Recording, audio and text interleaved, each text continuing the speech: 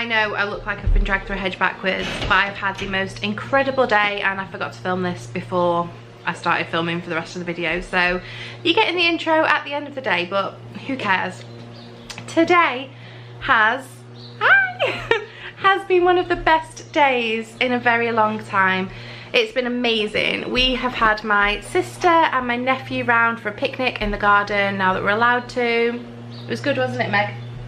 Yeah. Yeah, and it's just been amazing. But I thought I would film for you some of the picnic foods that I made for the kids to enjoy. So I hope you found it useful and I hope you managed to have picnics with your loved ones very soon. Megan's galloping around the living room like a horse. Okay, I'm going to show you now what I made for the picnic. Enjoy! So the first thing I made was these spinach, feta and chickpea donuts. Obviously they're not proper donuts, but they're in the shape of them, so I'm calling them that. You need to whiz up the chickpeas in a food processor, and then you need some garlic granules, flour, milk, egg, spinach, feta and some baking powder. So I just add a cup of flour and a cup of milk. I have got the exact measurements for this on my blog, so I'll leave a link down below. But yeah, you basically make a basic batter by mixing the milk, flour and egg, and then you whisk it all up so that it makes a nice smooth batter. You can see that's what I'm doing here.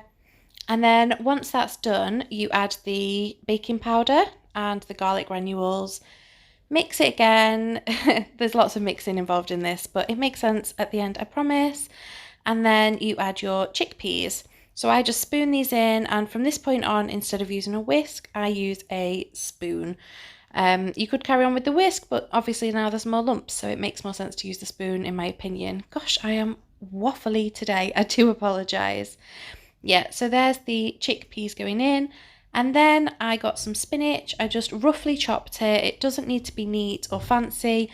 I just grab a big handful and then stir that through.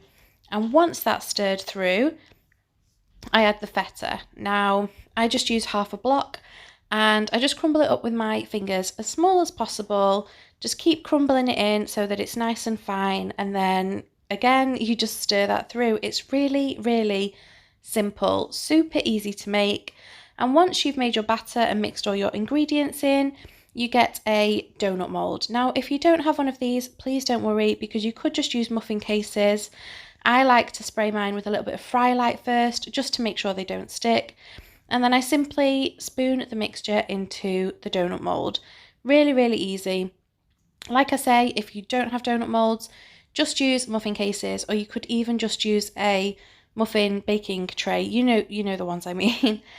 You can see here I had some extra mixture, so I'm just popping that into muffin cases.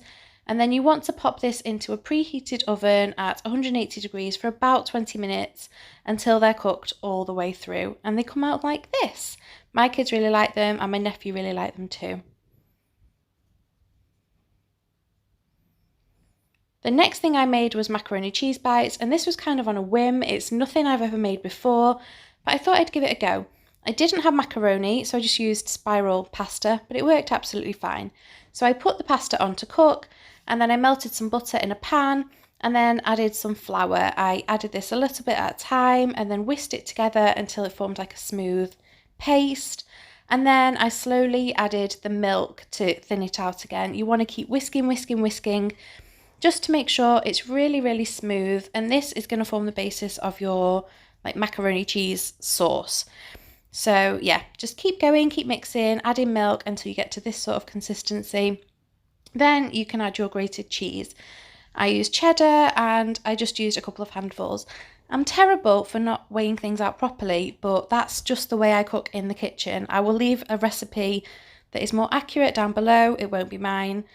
I added some garlic granules just because I really like the flavour they give, and I couldn't add salt because my nephew is a baby and I didn't want him to have salt. And then you just add your pasta, stir it through the sauce, make sure it's nicely coated, and then transfer the mixture into muffin cases. I like to use these silicone ones because they're reusable and yeah, it's just better for the environment. They're brightly coloured and I really like using them. They last a long time too, which is great. I coated with some breadcrumbs and then popped in the oven at 180 degrees for about 15 to 20 minutes. And they came out looking like this. I really enjoyed these. I ate quite a few. They were really good. I don't mean to blow my own trumpet, but the kids liked them, I liked them, and I've got a few left in the fridge for tomorrow and I can't wait to eat them.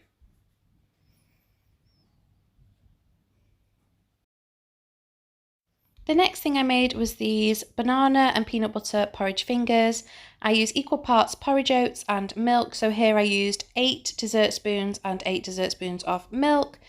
Then I mixed them up well together, mashed a banana and mixed that in as well. Then I just added 2 dessert spoons, I think it was, of peanut butter and stirred that through well as well so it was all combined. Once the mixture was made, I transferred it into a lined dish. You can use a baking tray, whatever you've got, and just make it into like a rough square shape. This goes in the oven at 180 for about 15-20 minutes. Then you can drizzle with Nutella or chocolate or whatever you want to. This is optional, you don't have to do it.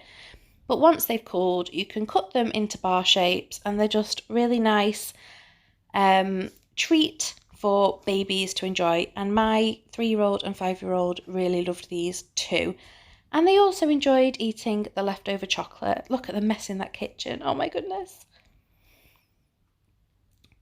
I also made a fruit platter because I wanted it to be nice and healthy.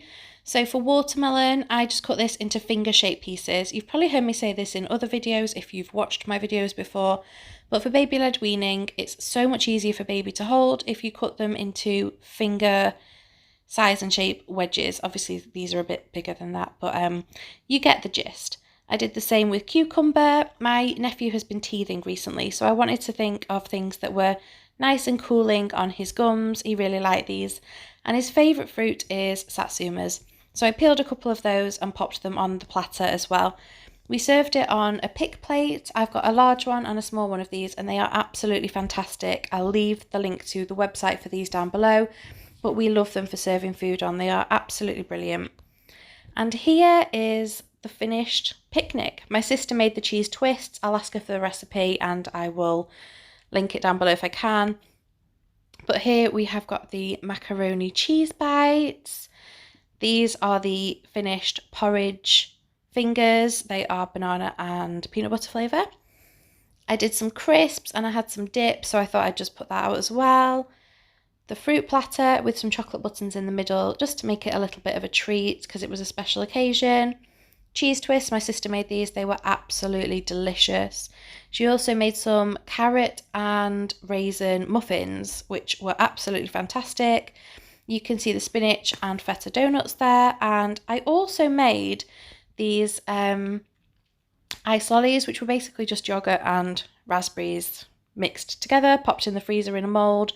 I put a little skewer in the end as a stick and they went down really well. But unfortunately, I stupidly deleted the footage of me making them before I uploaded it. So apologies for that one.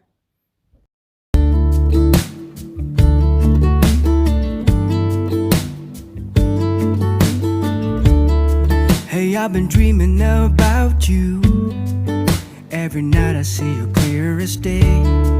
It's just something about the way you make me feel. 'Cause I can't concentrate anytime you're beside me. Yeah, it's what you do to me. I can barely breathe. Hey, I've been thinking about you and all the words that I'm gonna say the next time that I see your pretty face. 'Cause I can't concentrate anytime you're beside me. Yeah, it's what you do to me. I can barely breathe.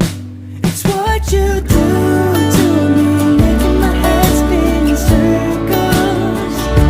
And how you move with your body's giving me purpose. So just quit my job, stop wasting time, spending my days with you. It's what you do. It's what you do. can see you in front of me. All I do is close my eyes, and you're just standing there